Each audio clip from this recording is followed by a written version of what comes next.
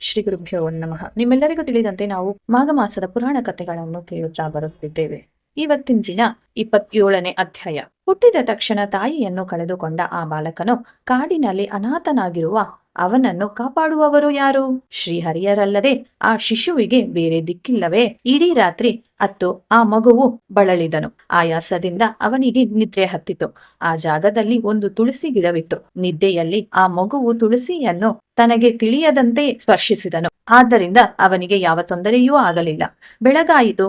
ಮಗುವು ತಾನು ಏಕಾಕಿಯಾಗಿರುವುದನ್ನು ನೋಡಿ ಅಳಲಾರಂಭಿಸಿದನು. ಆ ಮಗುವಿಗೆ ತುಂಬಾ ಭಯವಾಯಿತು. ಆ ಮಗುವಿನ ರೋಧವನ್ನು ಆಲಿಸಿದ ಪಶು ಪಕ್ಷಿಗಳು ತಮ್ಮ ಶಕ್ಯಾನುಸಾರ ಹಣ್ಣು ಹಂಪಲುಗಳನ್ನು ಕನಿಕರದಿಂದ ಅವನಿಗೆ ನೀಡಿದರು. ಇದೇ ರೀತಿ ಪಶು ಪಕ್ಷಿಗಳಿಂದ ಪೋಷಿತನಾಗಿ ಆ ಬಾಲಕನು 12 ವರ್ಷಗಳ ಕಾಲ ಕಳೆದನು. ನಿತ್ಯವೂ ಅವನು ಸ್ನಾನ, ತುಳಸಿ ಪೂಜೆ, ಭಗವಾನ್ ನಾಮಸ್ಮರಣೆ ಹಿಂದೆ ಸಂಸ್ಕಾರ ಬಲದಿಂದ ಕ್ರಮವಾಗಿ ತಪ್ಪದೆ ಮಾಡುತ್ತಿದ್ದನು. ಅವನು ಭಗವಂತನನ್ನು, ಹೇ ಅನಾಥ ರಕ್ಷಕ, ಆಪದ್ಬಾಂಧವ, ನಾನು ಅನಾಥನಾದನಲ್ಲ ಎಂದು ಪ್ರಾರ್ಥಿಸುತ್ತಾ ದುಃಖಿಸುತ್ತಿದ್ದನು.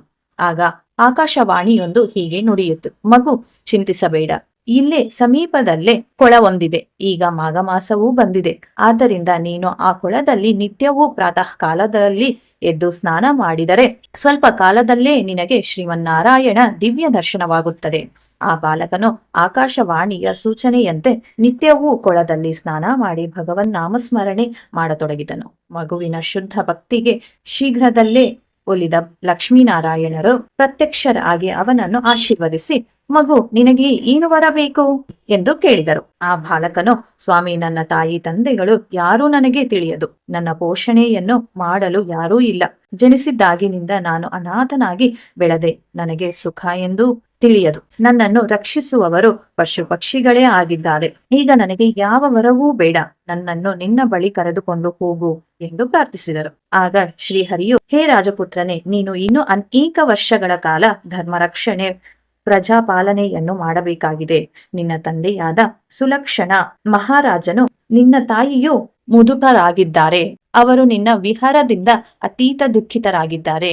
ಆದ ಕಾರಣ ನೀನು ಈಗಲೇ ತಂದೆಯ ಬಳಿಗೆ ಹೊರಡು ಎಂದು ಹೇಳಿ ಆ ಕೊಳದ ಬಳಿ ಇದ್ದ ತಾಪಸಿಯೊಬ್ಬನನ್ನು ಜೊತೆಗೆ ಮಾಡಿ ತಂದೆಯ ಬಳಿಗೆ ಕಳುಹಿಸಿ ಅಂತರ್ಧಾನನಾದನು. ಆ ಹೊತ್ತಿಗೆ ರಾಜನು ತನ್ನ ಗರ್ಭವತಿ ಆದ ಪತ್ನಿ, ಅವಳ ಶಿಶು ಎಲ್ಲಿ ಹೋದರು, ಏನಾದರು ಎಂದು ಬಹು ಚಿಂತಿತನಾಗಿ ರಾಜ್ಯವೆಲ್ಲ ಸುತ್ತಮುತ್ತಲೂ ಹುಡುಕಿಸಿ ವಿಫಲನಾಗಿ ದುಃಖಿತನಾದನು. ಆ ತಾಪಸಿಯೊಡನೆ ರಾಜಪುತ್ರನು ಅರಮನೆಯನ್ನು ತಲುಪಿದನು.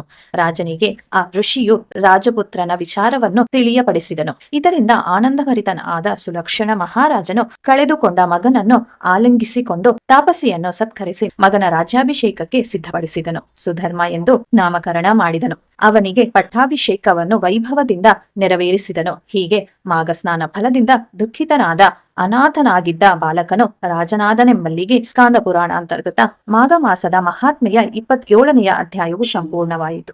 ಶ್ರೀ ಗುರುಭ್ಯೋ ನಮಃ.